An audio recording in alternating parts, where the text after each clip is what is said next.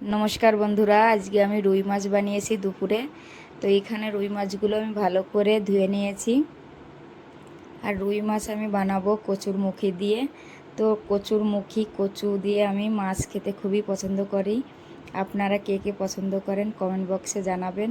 তো এখানে হলুদ লবণ দিয়ে মাছগুলো ভালো করে মাখিয়ে নিয়েছি। তারপরে এখানে কিছু শুকনো মশলা আমি ভেজে নেব। তো এখানে দিয়ে দিয়েছি দারচিনি আর এলাচ, ধনে, জিরা।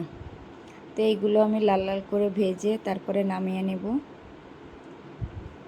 তারপর ওই কড়াইতে আমি সর্ষের তেল দিয়ে দিয়েছি। এখন আমি সব মাছগুলো ভেজে নেব।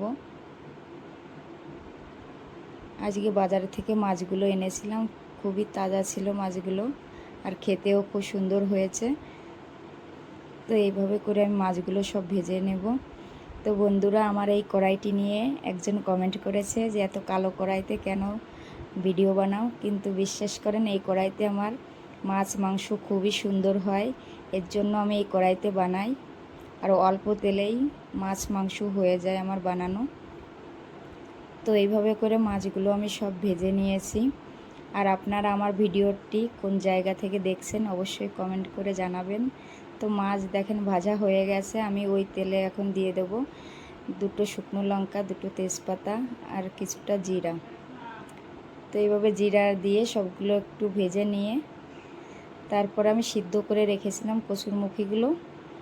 এখন কচুরমুখীগুলো আমি দিয়ে দেব।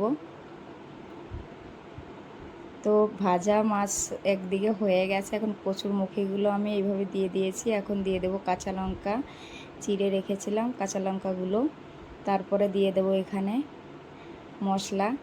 তো এখানে দিয়ে দিয়েছি লবণ আর হলুদের গুঁড়া আর একটু লঙ্কার গুঁড়া। কারণ কচু দিয়ে কোনো সবজি বা মাছ করেন একটু ঝালটা হলে ভালো হয়, এর জন্য আমি ঝালটা বেশি দিয়েছি। তো এই দেখেন হয়ে গেছে। এখন আমি জল দিয়ে দেব। জল দিয়ে আমি কিছু সময় মাছ ঝোলটা ফুটিয়ে নিয়েছি।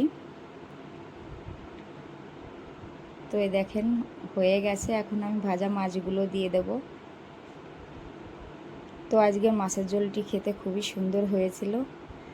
তো মাছের ঝোলটা আমার হয়ে গেছে। এখন নামানোর আগে আমি কিছু ধনেপাতা রেখেছিলাম, ধনেপাতাগুলো দেব। আর যে ভেজে রাখা মশলাটাও দিয়ে দেব। তারপরে ধনেপাতা দিয়ে আমি নামিয়ে নেব। মাছের ঝোলটি আমি একটু পাতলাই রেখেছি আর মশলাও কম দিয়েছি, কারণ শরীরটা খুবই খারাপ। এর জন্য ডক্টর বলেছে পাতলা করে খেতে, সবজি বা ডাল টাল যাই হোক মশলাপাতি খাওয়া যাবে না। তো মাছের ঝোল আমার হয়ে গেছে। তো দেখেন